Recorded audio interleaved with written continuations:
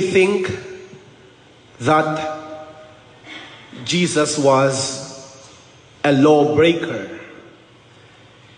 In many instances, Jesus was accused of breaking the law. We have been told from the Gospels that Jesus was violating the law. He was not following the commandments of the tradition. Take for instance, the Gospel for today. The Pharisees asked Jesus and his disciples, "Why do you do what is forbidden on the Sabbath?" From this perspective, Jesus was radical.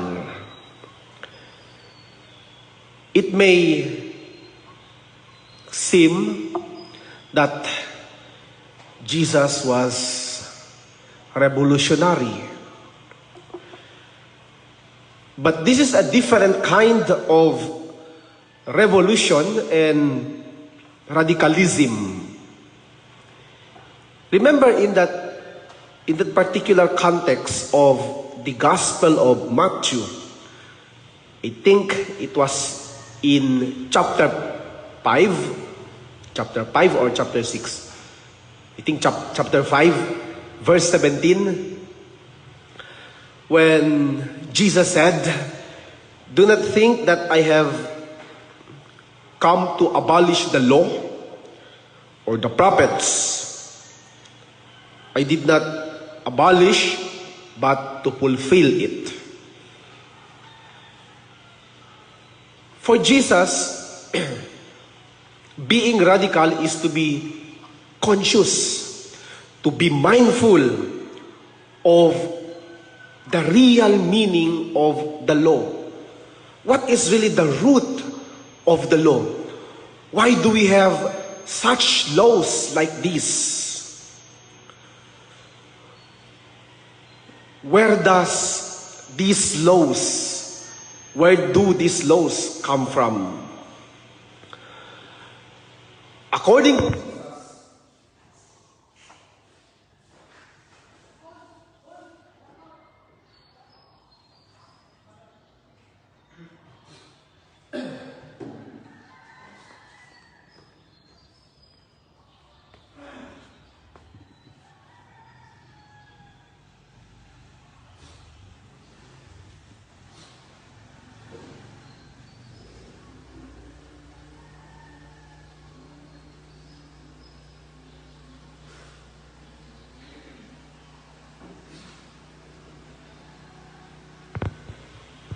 sound. I'm very sorry for the technical problem. Blackout. Palaging blackout. So let me recap what I have said.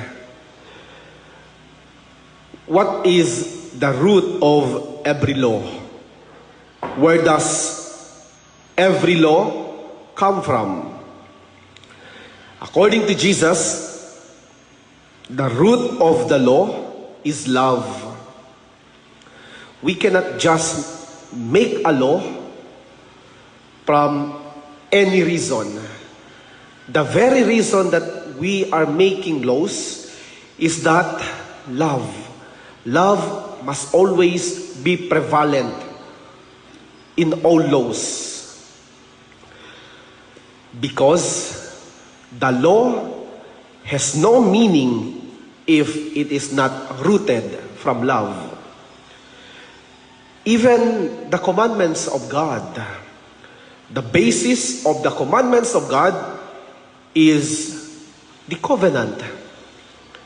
And what is the basis of that covenant between God and His people?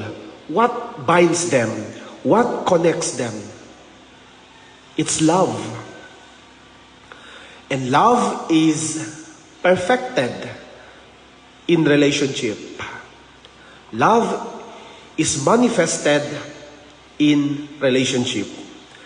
Our relationship with God and our relationship with one another. Why do we need to have laws? So that our love can be manifested. So that our love can be perfected in our relationship. That's why Jesus declared, love God with all your heart and with all your soul and with all your mind. My dear brothers and sisters, what matters most in our time today is that we must know, all of us, regardless of our religion and state, we must love God. This is the very root of every law. We must be united in this. Because I believe all of us know how to love. Since God has loved us. So, in response, we also love. We also love in return. And our love for God must be manifested with our relationship with one another. This is the summary, I think, of all of our beliefs, regardless of our religion. Our love of God must always be expressed not only in the church, more importantly, after the church, after we attend the Mass. Because the celebration of the Holy Eucharist does not end in this place. Does not end when the priest would say, go forth, the Mass is ended. Go forth, that is the beginning of our mission to continue to express the love that we have experienced and the love that we have received from God. We cannot just build our faith in legalism, in ritualism. Our faith must always be explicit. It is not only based on rituals, nor on external. Because we have the tendency to be ritualistic. All our actions are mostly based on laws. This is what we always remember, the law, the explicit sign. What we see is what we usually do. We become very legalistic. We become very conscious only of the law. We forget the root or the spirit of the law, which is love. Today, my dear brothers and sisters, in our first day of the Triduum Masses, we continue to pray for healing and also our protection, especially the protection of our family, relatives, and friends.